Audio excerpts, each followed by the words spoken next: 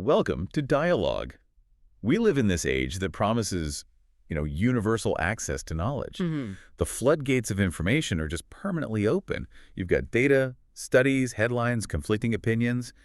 They all just collide in this endless, overwhelming stream. And everything is demanding your belief. Every piece of content, every persuasive argument, every viral post is claiming authority. Exactly. So if information access is basically solved, what's the real scarcity right now? It's interpretation. It's not access. It's the ability to filter that sheer volume of noise. And to reliably figure out what's actually robust knowledge versus what's just, assertive noise. That is the essential challenge of our time. And it's so crucial to remember that scientific truth, which is really what we're aiming for in any domain, it's never dependent on who has the loudest voice. Or who's trending, or who has the biggest platform. Right. Truth depends entirely on a disciplined way of thinking. It's a set of rules about how we question evidence, how you structure arguments, and maybe most importantly, how we handle doubt. So this deep dive it's less about equations and labs, and more about a kind of intellectual self-defense. That's a great way to put it. We're not teaching biology or astrophysics today. We're trying to export the rigorous mindset used inside the laboratory, the scientific method, and apply it directly to everyday decision-making. Whether you're analyzing a news article, evaluating a business proposal, or just trying to make sense of a polarized public debate. Exactly. Our mission is to explore the specific tools of scientific reasoning that can act as a personal clarity system. And we're going to get into some fundamental practical questions. How do we properly evaluate a claim when the person making it sounds utterly convincing? Or what are the ways to spot arguments that are just fundamentally flawed, even if they're incredibly popular? And maybe the hardest one, how do we actively avoid being misled by our own inherent unchecked mental shortcuts? Because if we can build a resilient way of thinking that stays clear, even when the world is almost purposefully trying to confuse us, Or push us toward these simplistic, polarized answers? then we gain a massive, tangible advantage in all aspects of life. I really believe that learning to think scientifically may be the single most vital skill of this century. It's not just for academics. It's a necessary survival tool for citizens navigating this relentless flow of modern information. Okay, so let's unpack the foundational pieces of this framework. And it seems like we have to start with a really counterintuitive idea. We do. Embracing what you don't know. Let's start there. When people, especially those outside technical fields, hear a scientist or an expert discuss findings, they often encounter, caveats, margins of error, ranges of potential outcomes. They want a definitive, absolute answer. They hear uncertainty and they think it's indecision, or even incompetence. Or a failure of the method itself. Why don't you know for sure? And yet what you're suggesting is we need to do a radical flip on that assumption. The idea that admitting uncertainty, that whole "we are 95% confident" phrasing, is actually a profound strength, not a weakness. It is the ultimate form of intellectual honesty. Scientific conclusions always contain uncertainty, and this is not a deficiency. It's proof that the method is rigorous enough to acknowledge its own boundaries. The boundaries of current knowledge and the limits of the data you've collected. Precisely. Uncertainty, when it's properly communicated, defines exactly what we know with precision and, crucially, what we do not know or can't yet measure accurately. That immediately gives us a practical buffer. It stops us from committing what I think is the cardinal sin of false confidence. Explain that. Well, if you base a major life decision, a career change, a big investment on incomplete information, but you believe that information is a fixed 100% truth, you have zero readiness for the moment new data comes along and shifts the entire landscape. False confidence based on incomplete data is one of the fastest routes to a significant setback.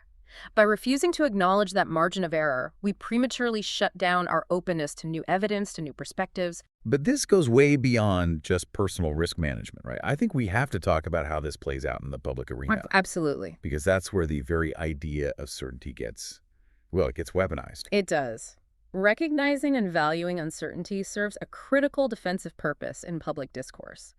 The public sphere is increasingly dominated by individuals or groups seeking influence, loyalty, power. And how do they get it?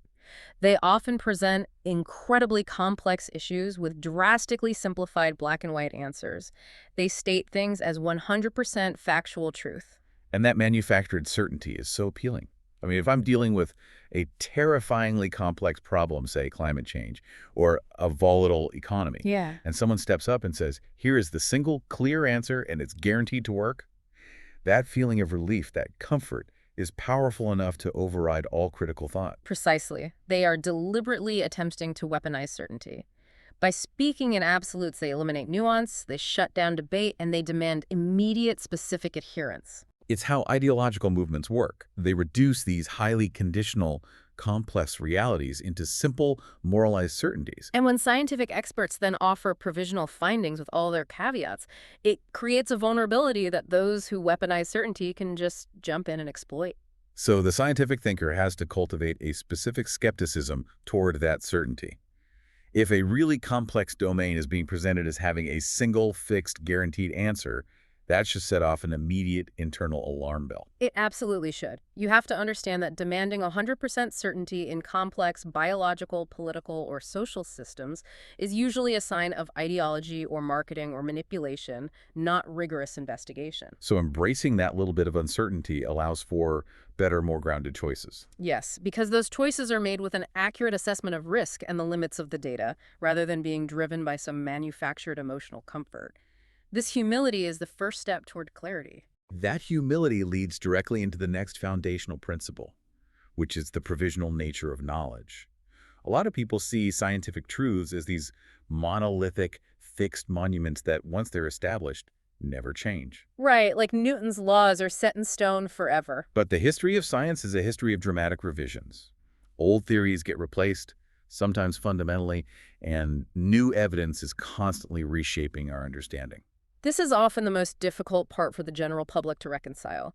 They see, for example, a public health recommendation shift, maybe about diet or exercise or technology use, and they interpret that shift as instability. Or contradiction. Or even malicious confusion. Yeah, they say, well, if you were wrong before, why should I trust you now? Which is a natural reaction. It is, but scientific thinking embraces this fluidity as its defining characteristic. We have to understand that knowledge isn't a static destination that we arrive at and then engrave in stone. It's a process. It's an ongoing, dynamic process of constant self-correcting refinement. The entire engine of scientific progress relies on the expectation that our current best understanding, even our most cherished theories, is provisional. It's subject to improvement. Or outright replacement the moment sufficient disconfirming evidence emerges. It's kind of like the intellectual equivalent of a massive software update. You trust the software is the best version available right now, but you fully expect the developers to release patches and entirely new architecture as they learn more and fix bugs. That's a perfect analogy. You don't just abandon the software because version 1.0 was replaced by 2.0. Exactly. And if we apply that to our personal intellectual life, it means we have to be willing to update our own internal database constantly. And that's where the psychological cost comes in. It is. Culturally, being willing to change one's mind based on new, credible evidence is often framed as weakness or flip-flopping or a lack of conviction. It feels like admitting failure, especially if you've publicly argued for the old belief. We absolutely have to reframe that narrative. The unwillingness to update your beliefs is stagnation. Being dogmatic about an idea, even in the face of compelling, verified data suggesting otherwise. It shows an attachment to comfort, not to truth. Right. It's an attachment to consistency, not a commitment to truth. True intellectual strength lies in the readiness to integrate new information and shift your position accordingly. It shows you're committed to accuracy over loyalty to an old idea. Which demands that you separate your identity from the conclusion. That is a massive psychological hurdle, especially today when beliefs are so tightly intertwined with our tribal identity. It is. But the scientific mindset demands you prioritize the accuracy of the model, what most closely reflects reality, over the comfort of keeping the old one. So you have to see your current beliefs not as eternal truths, but as the best working hypothesis you have right now, based on the current body of evidence. If the evidence changes, the hypothesis has to change too. And that provisional approach is what keeps everything self-correcting. Exactly. It prevents entrenchment, both for science as a whole and for us as individual thinkers. Okay, so that covers the internal mindset. Let's move on to the external checks. How do we actually vet information and claims coming at us from the outside world. Right, because the current information ecosystem has democratized publishing to an extreme degree. Anyone with a phone can reach millions of people. And command a massive audience. We are drowning in content creators, self-proclaimed gurus, influencers of all stripes. Which makes it absolutely necessary to understand that not all voices carry the same weight. And, crucially, not all experts are equal in reliability. So we have to move past a simple appeal to authority. We can't just check the title on the wall or the degree from the university. We need a much more critical scientific assessment of credibility. Something that goes to function, not just the label. So what are the non-negotiable checks that are required? A scientific thinker has to move methodically through three main areas. First, track record. Has this source made reliable predictions or reached verifiable conclusions in the past? Especially conclusions that actually stood up to the test of time. You need to look for a pattern of accuracy, not just a single lucky hit. Okay, that makes sense. And second is transparency and methodology. I think this is where a lot of non-scientific claims just immediately break down. Absolutely essential. Can I see how they reached their findings? Were the data collection and analysis methods openly disclosed, sound, and documented? So if a source is presenting these revolutionary findings, but refuses to show the source data or the method used to analyze it. That is a massive red flag. The methodology has to be open for critique. And the third area is the classic journalistic check, but it's critical scientifically. Potential conflicts of interest. This is mandatory. Is the source financially, ideologically, or professionally incentivized to reach one specific conclusion over all others? Like if a researcher is funded exclusively by the industry their product supports. Right. That conflict doesn't automatically mean the findings are false, but it significantly raises the burden of proof required for you, the listener or reader, to accept them. So if we strip away the institutional affiliations, the platform size, the charismatic presentation, what are we left with? What is the core question that differentiates stable knowledge from just assertion? That is the crux of intellectual rigor. The powerful question is not who is saying this. That's the misleading appeal to authority. The key differentiator is, How do they know? This one question forces the discussion away from personality, reputation, or credentials, and directs it straight toward the supporting evidence, the process used to gather it, and the soundness of the logical connection. so if someone is a highly decorated professor, but their methodology is murky, or they can't explain the mechanism behind their finding, Their claim should hold less weight than a less recognized individual who can transparently demonstrate a repeatable, robust, and verifiable process. the process validates the claim, not the person. Precisely. Focus entirely on the mechanism of knowing, not on the messenger. If the messenger cannot explain the mechanism, then the claim is likely hollow, regardless of how impressive their biography is. Okay, so if the mechanism of knowing is what validates a claim, then reproducibility has to be the check on that mechanism. The source describes this as the heartbeat of scientific trust, which is a great image. It is. But what does that look like when you apply it to, say, a business strategy or a social policy idea, something outside of a controlled lab setting? Reproducibility is the ultimate test for the stability of knowledge. It means that if a finding is genuinely accurate and reflects a reality independent of the original researcher's specific setup, Then other people have to be able to verify it. yes, others, using the same defined methodology, must be able to verify it independently and arrive at the same conclusion. Knowledge is not stable until it has survived replication. So if I read about a new behavioral theory that claims to double productivity in remote teams, my mental checklist shouldn't just stop at who conducted the initial study. Right, you need to be asking about verification. I should immediately ask, has this been reproduced? And you have to follow that up with, by whom? Ideally, replication should be attempted by researchers who are independent of the original team. People who have no obvious financial or ideological conflicts of interest in seeing the result confirmed. Exactly. And critically, under what conditions? If that productivity boost only holds true in one specific, highly controlled setting, say, a small software company in Silicon Valley, its generalizability to a major manufacturing firm in the Midwest is immediately questionable. This brings up the modern reproducibility crisis we've seen in some fields, like psychology and to some extent medical science, where findings that generated massive headlines and sometimes major policy shifts later failed to be confirmed by independent labs. That crisis just underscores why this principle is so vital today. If a finding is fragile, meaning it only shows up under unique, singular conditions, or if it was simply an accidental statistical anomaly, a false positive, then basing major decisions, investments, or policies on it is highly dangerous. It seems like reproducibility is what ultimately transforms an interesting observation into a robust piece of knowledge. That's the key distinction. Reproducibility distinguishes stable, widely applicable knowledge from findings that are fragile, unique, or potentially just accidental statistical artifacts, So knowledge that's constantly reproduced by different groups strengthens our confidence. to the point that we can rely on it. But knowledge that stands alone, no matter how famous the original discoverer, should always be treated with extreme caution. The community's continuous, independent verification is what truly ratifies knowledge. Not just the original publication or the size of the initial finding. Correct. This leads to the next point, which is about asking the right questions to challenge our own assumptions. Yes, many people think that powerful thinking means having this vast mental repository of brilliant answers. Right.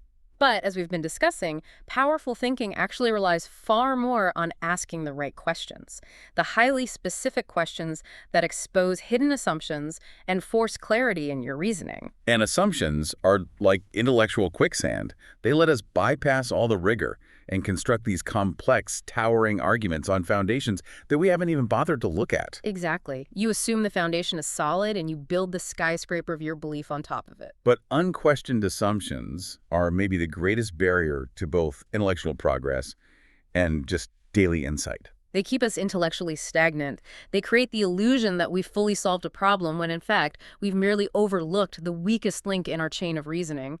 So the scientific thinker has to proactively hunt down those assumptions.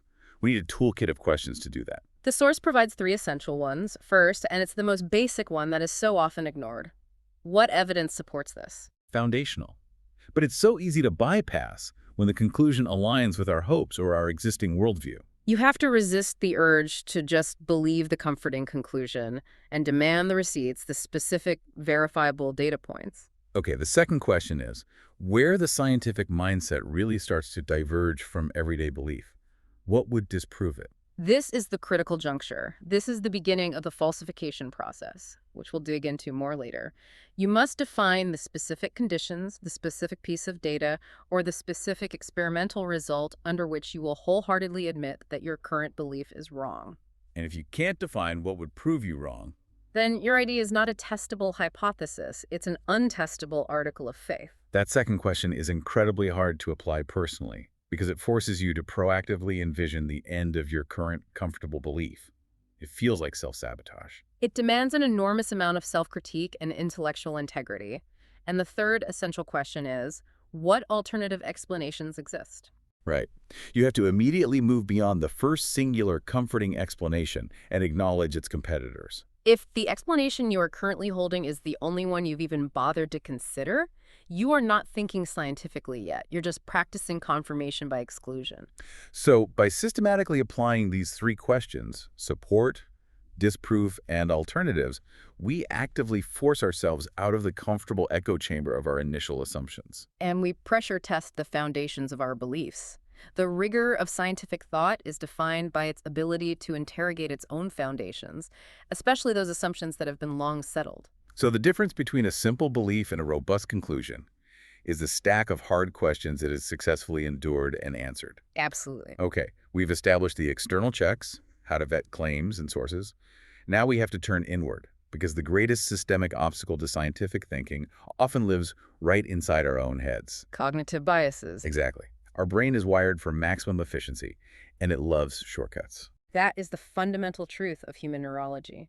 These biases, confirmation bias, anchoring, tribal loyalty, and this fundamental pattern seeking, they are not programming flaws. They're features, not bugs. They are highly efficient, evolved survival mechanisms. They allowed our ancestors to make the split-second decisions necessary for survival in a dangerous, resource-scarce environment where speed often trumped accuracy. Pattern seeking, for instance, is brilliant if you need to quickly identify a safe water source or realize where a predator usually hunts. But in the complex, nuanced, multivariate environment of modern politics or finance or social dynamics, these exact same shortcuts frequently mislead us. They were designed for the savannah, not for the data stream. They are heuristics, mental rules of thumb that fail catastrophically when applied to complexity and nuance. Let's take confirmation bias. The tendency to search only for, interpret, and recall information that confirms what we already believe. In the age of social media algorithms, this bias creates intellectual bubbles that are incredibly hard to penetrate because the digital world is engineered to feed us exactly what we want to hear. And tribal loyalty is the perfect example of how emotion just overtakes objectivity. It dictates that we are quick to accept information from our in-group, even if the evidence is weak. While simultaneously rejecting identical, strong information from an outgroup. The content of the idea becomes less important than who said it. What about anchoring bias? Anchoring bias means we give disproportionate cognitive weight to the very first piece of information we encounter, the anchor, making it exceptionally difficult to adjust our perspective later, even if subsequent evidence is far stronger. Like in a negotiation, the first price mentioned, even if it's absurd, influences the final accepted price. Exactly. So the scientific requirement here is not to try and eliminate these biases, because that's an impossible task. They're hardwired. The requirement is constant, active awareness and deliberate resistance. You have to check your instincts, your first impressions, your tribal allegiances, against the available, verified evidence. It's an ongoing process of self-correction. You have to learn to treat your brain's shortcuts, the automatic conclusions, as the first hypothesis that needs to be rigorously tested, not the final settled answer. The moment you feel certain and comfortable, that's when you should apply the bias check. Yes, that feeling should be your trigger. Okay, so that leads to avoiding emotional reasoning. Emotions are powerful. They're a natural, unavoidable part of the human experience. Fear, anger, hope, outrage, they inform our lives, they drive our actions. But when these powerful feelings are allowed to bypass our critical faculties and dictate our intellectual conclusions, they severely cloud judgment. Particularly on topics that are highly charged or involve high personal stakes like justice or identity. We see this derail public discourse daily. When a topic is sufficiently polarizing, say, an issue touching on moral values or safety reason often takes a backseat. Emotional consensus becomes the goal, replacing factual accuracy. So the goal of scientific thinking isn't to turn us into cold, unfeeling machines. Not at all. It doesn't seek to eliminate emotion from life. Rather, it seeks to prevent emotion from being the driver of conclusions. We have to achieve a separation. We feel the emotion, but we let the evidence determine the finding. The fact that an outcome makes us feel angry or hopeful or fearful does not, in itself, make the explanation for that outcome scientifically true or false. So it's all about sequence and discipline. The evidence has to be processed first, and the emotional response must follow that conclusion, not the other way around. Exactly. When you feel a powerful emotional urge to believe something, or an intense visceral rejection of a finding, that should serve as an immediate flashing red flag. That's your cue to double down on the evidence check. This methodical process, systematically examining the evidence before yielding to the emotional instinct, serves as our primary defense against external manipulation. Because modern information campaigns, whether they're political, commercial, or ideological, rely heavily on bypassing reason and activating those strong, primal emotions. Fear, outrage, moral panic. To force a belief or an action before the critical assessment functions of the brain can even engage. And by establishing an evidence-first discipline, we build insulation against those external attempts. We commit to letting the evidence guide our understanding, even if the resulting conclusion is uncomfortable or counterintuitive or emotionally unsatisfying. That adherence to fact over feeling is the sacrifice that intellectual honesty demands. It is the pause button that prevents emotional hijacking.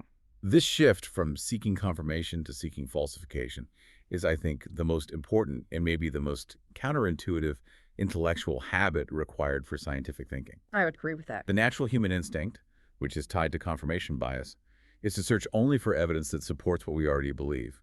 We are wired to be comfortable and to be right. And the scientific method, famously championed by philosophers like Karl Popper, is built entirely on the active, rigorous attempt to be wrong. It flips our natural instinct upside down. It does. It demands the thinker proactively ask, what evidence, if I discovered it, would prove my cherished idea wrong?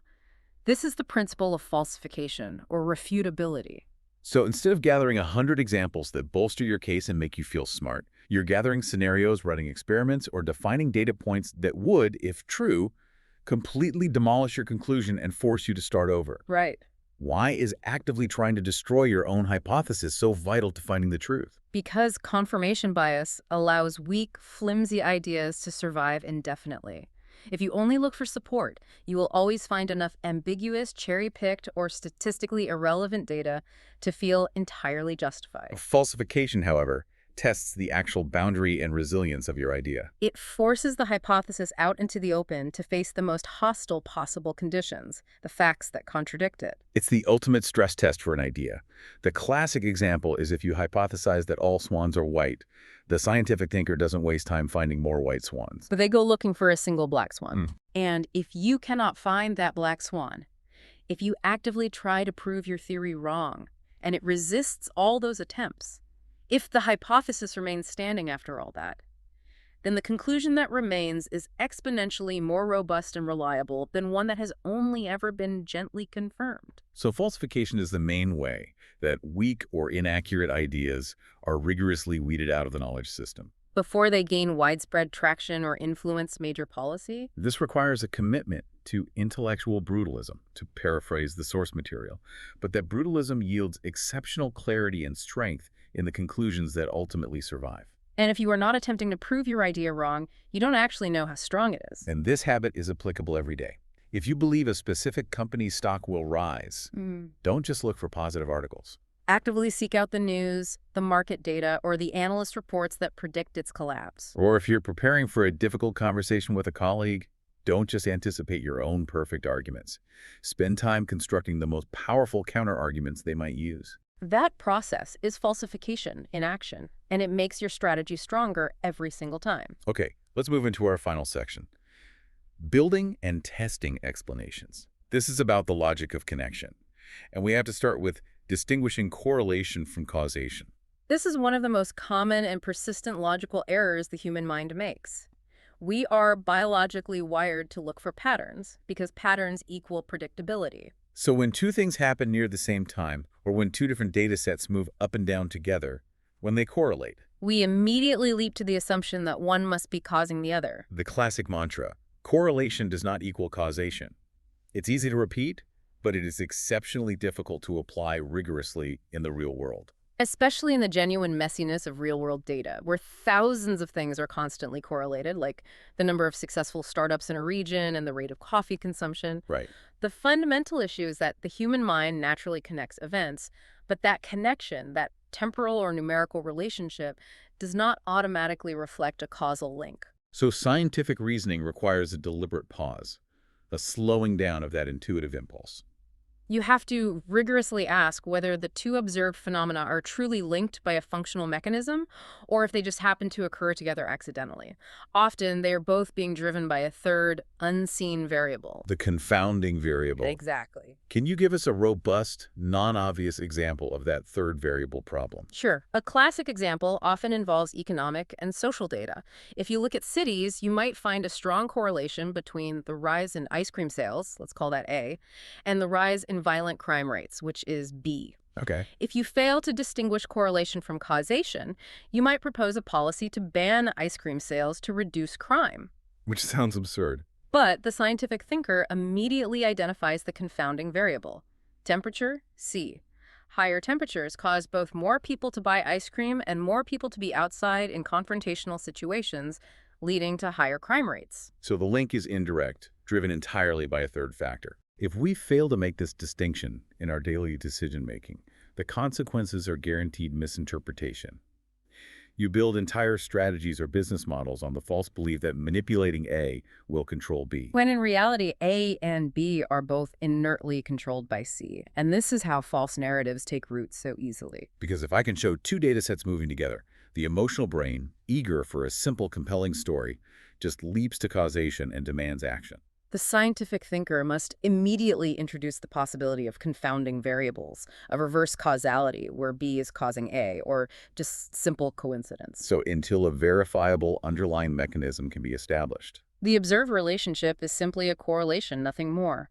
Regardless of how strong the statistical link appears in a graph, we have to resist the seductive power of the pattern. We talked about the importance of listing alternatives earlier, but it feels like it needs to be explored as a foundational discipline here in the process of building explanations.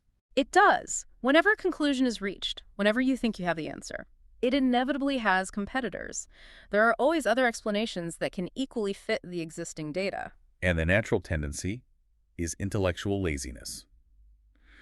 The brain wants to stop searching the moment we find an explanation that is satisfactory or comfortable. Or just the first one that comes to mind. That's the path of least intellectual resistance, and it's a recipe for fragility. So the scientific approach demands we consciously resist this impulse and actively seek out, define, and evaluate these alternative hypotheses. It's not rigorous enough to simply state, my idea fits the data, therefore it is true. You also have to be able to argue, my idea fits the data better than these three other competing ideas, and here is the evidence that differentiates them. The rigor comes from that comparative testing. You must actively test your primary idea against these alternatives instead of prematurely clinging to the explanation that initially feels right or is the most intuitive. And this often involves looking for specific, highly diagnostic data points. Data that specifically supports hypothesis B while undermining hypothesis A. This disciplined approach prevents premature certainty, which, as we said, is the death knell of intellectual growth. If you are 100% certain about hypothesis A immediately, you stop looking for the potentially stronger truth in B, C, or D. And by thoroughly vetting alternatives, we keep our reasoning flexible as new information emerges. If hypothesis A is suddenly disproven by unexpected data, you aren't left intellectually stranded. You're not frantically trying to catch up. Right. You've already vetted B and C, you know their strengths and weaknesses, and you can seamlessly transition to the next best explanation. It ensures the explanation you adopt is the most robust one possible, not just the one that was discovered first or delivered with the most confidence. Okay, final point. Looking for mechanisms, not just observe relationships. We've established that correlation is not causation, and that we must consider alternatives. But to achieve the highest standard of explanation, true scientific understanding that allows for prediction and control, we have to move beyond just observing a relationship. Even if that relationship is repeatedly confirmed by robust data. We must show the specific how and why two things are related. This is the exhaustive search for the underlying mechanism. The mechanism provides the anchor for the explanation.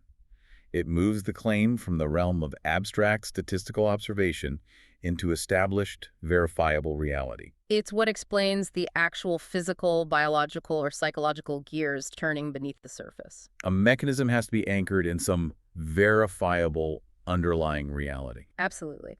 If we say that A causes B, we must be able to articulate the sequence of physical events, forces, or interactions that translate A into B. For example, If a specific drug is statistically correlated with a reduction in blood pressure, the mechanism must explain exactly how that drug interacts chemically with receptors, enzymes, or biological pathways within the body to produce that observed effect. without that underlying biological, physical, or sociological plausibility, the correlation remains mathematically interesting.